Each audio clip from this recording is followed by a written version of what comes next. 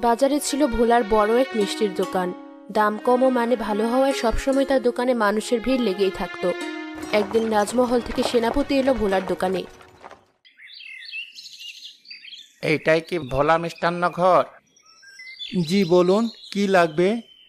রাজমহলের বিশেষ অতিথিদের নিয়ে গান বাজনার গণভোজের আয়োজন করা হয়েছে। রাজামশাই সবার মুখে শুনেছেন এই রাজ্যে তোমার বানানো মিষ্টি সবচেয়ে সেরা। তিনি ভুল শুনেছেন। শুধু এই রাজ্যে না, আশেপাশের 10 রাজ্যেও আমার মিষ্টি সেরা। মানুষজন দূর দূরান্ত থেকে আমার মিষ্টি খেতে আসে, কিনে নিয়ে যায়। তোমার যথেষ্ট সুনাম আছে বলেই রাজামশাই আমাকে এখানে পাঠিয়েছেন তোমার কাছ থেকে মিষ্টি নিয়ে যাওয়ার জন্য। 2 দিনের ভেতর 50 কেজি রসমালাই দিতে হবে আমাকে। পারবে কি? এমনি যে দামে মিষ্টি বিক্রি করো তার 3 গুণ দাম দেবো তোমায়। জি, অবশ্যই পারবো। তোমার হাতে তাহলে মিষ্টির দায়িত্ব ছেড়ে দিলাম। 2 দিন পর ঠিক এই সময় আসবো আমি মিষ্টি নেওয়ার জন্য। সব যেন ঠিকঠাকভাবে পাই। জি পাবেন, আমি কথা দিয়ে কথা ভঙ্গ করি না। ভোলা দিন শেষে বাড়িতে গিয়ে সব জানালো।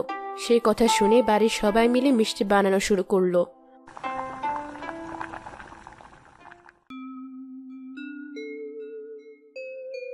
ভোলা, সময় তো শেষ হয়ে এলো প্রায়। আমরা কি সময় মতো ঠিক পরিমাণে মিষ্টি বানাতে পেরেছি?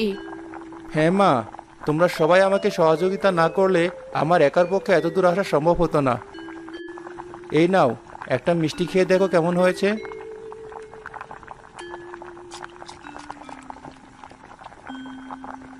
প্রতিবারের মতো এবারও সেরা। তোর হাতে তোর বাবার মতো জাদু আছে। আর এক প্যাকেট মিষ্টি কম আছে। বাকি মিষ্টিগুলো বানানো শেষ হয়ে গেলে ওগুলো আমার কাছে দাও, প্যাকেটে ভরে ফেলি। বাবা, আমার জন্য মিষ্টি রাখুনি, আমি মিষ্টি খাবো।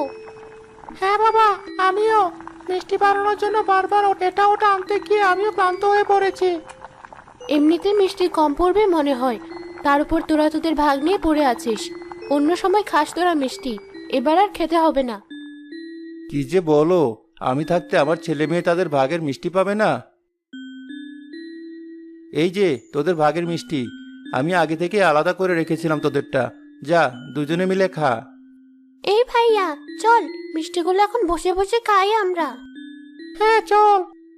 মিষ্টি বানানো শেষ হলে সবাই মিলে মিষ্টিগুলো দোকানে রেখে আসলো।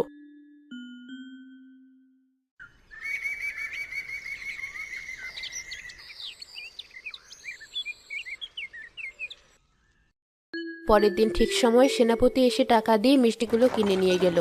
তার কিছুদিন পর তোমার বানানো মিষ্টিগুলো খেতে বেশ